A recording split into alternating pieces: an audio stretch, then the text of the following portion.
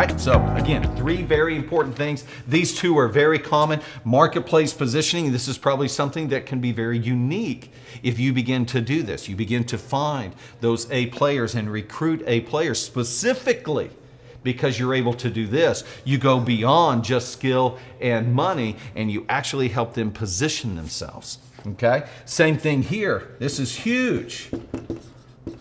Number 4, personal development.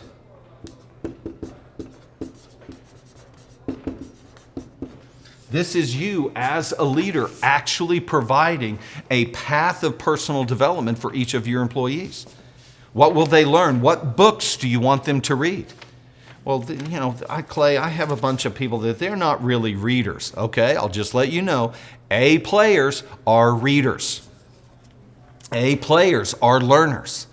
We've talked in previous sessions about Carol Dweck and her research at Stanford University. She actually wrote a book on the learning mindset and how 90% of the population does not have a learning mindset. They have a fixed mindset, which means that they are only going to learn, they are only going to grow, they are only going to try new things if they are forced. Only 10% of the population has what she calls a learning mindset, looking to grow, looking to expand, looking for new experiences. So I think our A players are found up here in this 10%.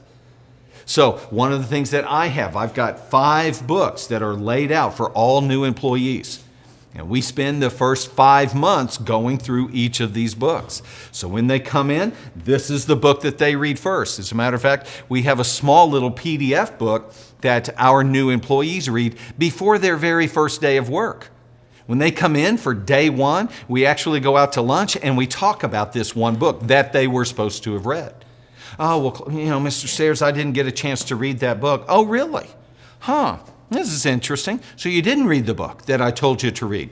This kind of sets up a pattern, all right? Lets you know really quickly that this person may not be the person that you thought they were going to be.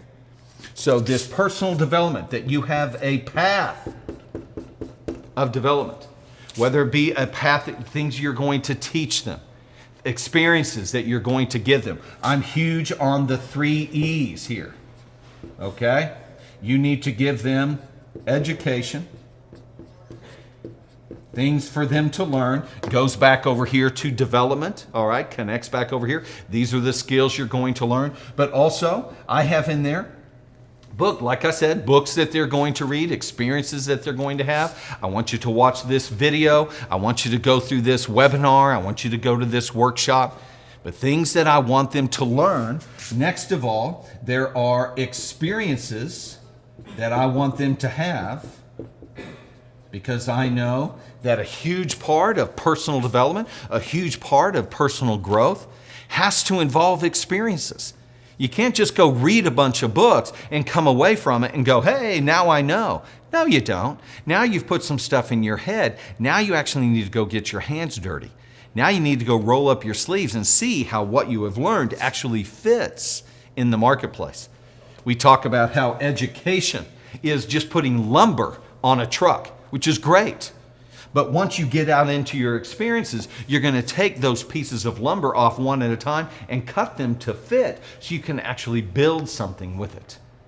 And then the final piece here is, in our 3 E's with the personal development, is evaluation.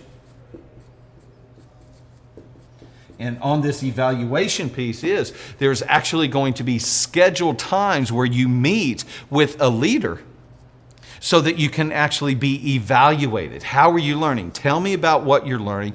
Tell me about how you're looking at things. Tell me about how you're interpreting things, because I want to make sure that your interpretation of the situation is correct.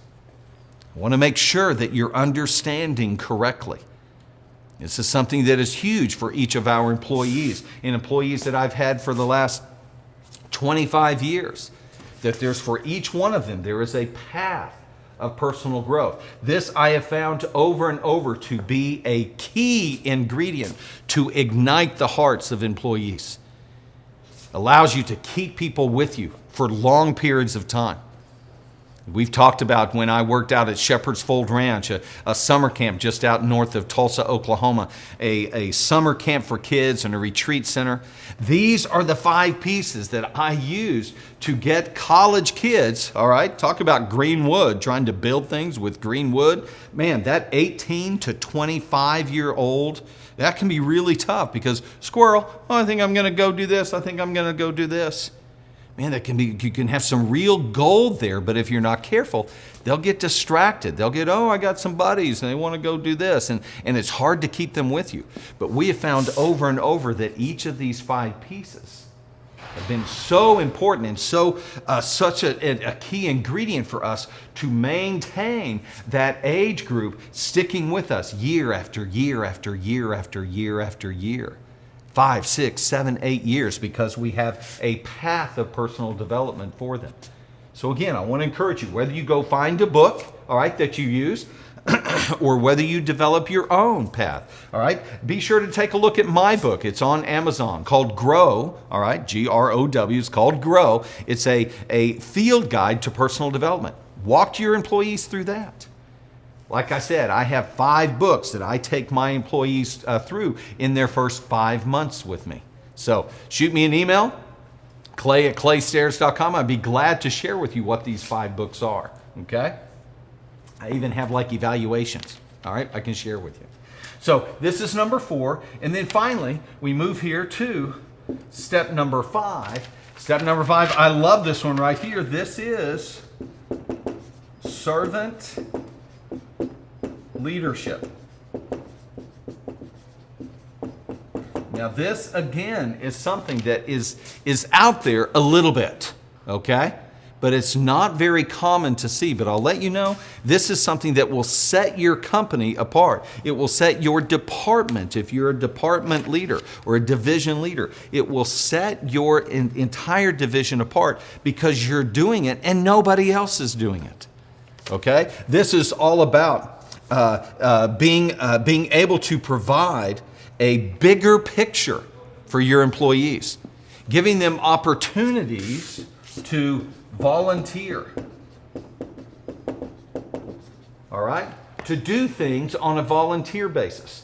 I like to tap into something in the community where we're going to put on company shirts, all right?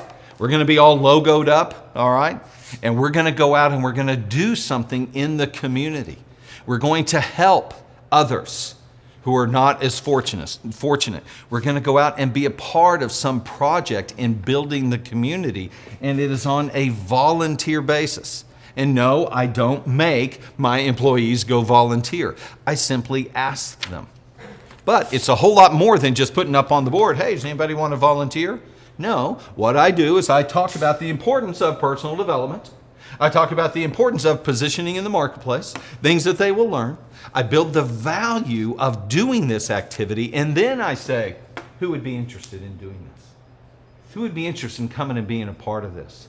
Because I know that over here, it's so important for me to help my employees get a bigger picture of what's going on in life, so they don't get trapped coming into the same office doing the same thing every same day over and over and over and over. There's no inspiration there.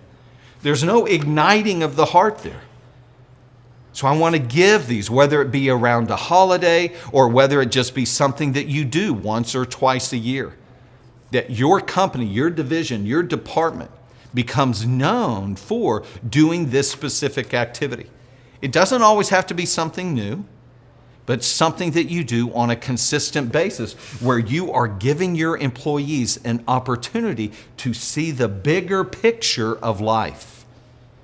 It could be something where they are actually using their skills. The actual skills that they have learned in your company, you're using those skills now to help some smaller company. We're going to come and we're going to adopt you. We're going to come and we're going to do a day with you, or we're going to spend this year with you, helping you grow, because we have employees that have been highly trained and they need more experience to position them for their future. So we are going to connect with some type of a nonprofit or some type of community organization to help others grow. It's a great spot for you to give your employees leadership responsibilities, not in your company, okay? But give them leadership responsibilities for somebody else. Because you may not need leadership spots filled right now, but you know that their growth path here on their personal development, they need to start getting some leadership skills. So what I'm going to do is introduce them again to some type of a nonprofit organization or something like that, where they are going to go and use what they have been trained in, okay, in another organization where what they are doing can be extremely impactful. Where in your company, you kind of got people doing this all over the place. There are other smaller companies or smaller nonprofits and organizations and churches and things like that in your community that would just, I mean, they would die to have one of the type of people that you have. So you create these opportunities for your employees to go to engage in the bigger picture of life. Go use their superpower to impact other people. You guys, this is huge. This is powerful. Now, again, you want to make sure that you evaluate, okay? It comes back to evaluation, where you come and you evaluate their experience. You don't just go say, yeah, go do that, and then never follow up with it. I tell you, this education and experience is wonderful, but if you don't come in and evaluate that education and those experiences, then people won't see the value of it. Okay? Yeah, you can have them read a book, that's great, but if you never follow up and talk about the book, then there's not the value begins to leak out of that. The value begins to decrease because there's not any value, because you're not sitting down and talking to them. We have to read it, but no one's really checking on me to see if I do read it. So I said I read it, but I did the Cliff Notes, or I watched the video, something like that. So again, these are the 5 superpowers that I've used in multiple different companies. I've used it with a number of my clients to help them as they are in their leadership position, okay, where we want to, again, communicate the vision and then stimulate and nurture the culture. These 5 power moves to help you nurture your culture can be extremely important and can be extremely helpful in helping you recruit A players and retain A players for a long period of time. Again, when you start doing this with C players, all right, and even some B- players, they get worn out. They go, oh, this is way too much. I just want to come and work. I just want to come and do my job and go home. I don't really want to have any of these responsibilities. Okay, that's great. We're just not a great fit for you. So how about if we get you on an off-ramp, we'll bring somebody else that comes in and begins to really thrive in this area. Guys, I tell you, this will add so much to your recruiting.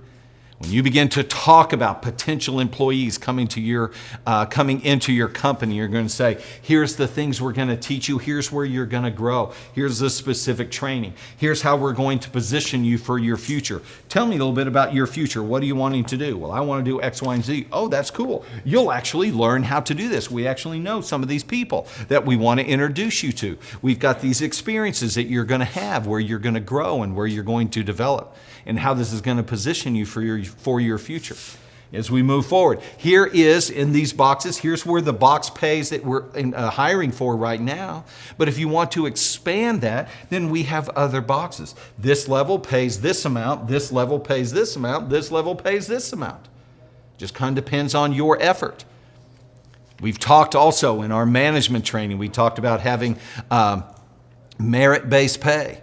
If you want to make more money, you can make more money, but it's all about production. So you may want to go back and look at some of those. But also when you talk about in your recruiting, when you are doing your group interviews and when you're talking to different people about working with you, you talk about the personal development piece, what we will help you grow in personally, and the servant leadership, the opportunity to tap into the bigger picture. It's not just about coming to the office every day, going to your desk every day, doing your work every day. But it's actually about tapping into something that's much bigger than you. You guys, these are 5 power moves that you can use to really stimulate a culture that attracts A players and you are able to retain A players for a long period of time. Hopefully this is helpful for you. Again, as always, feel free to get in touch with us, Clay at claystairs.com, or you can see us at claystairs.com. Reach out if you have any questions on how to do this. This is session number 7, where we're talking about the 5 power moves to jumpstart your culture, to develop a culture that is attractive to A players. Looking forward to seeing you in session 8.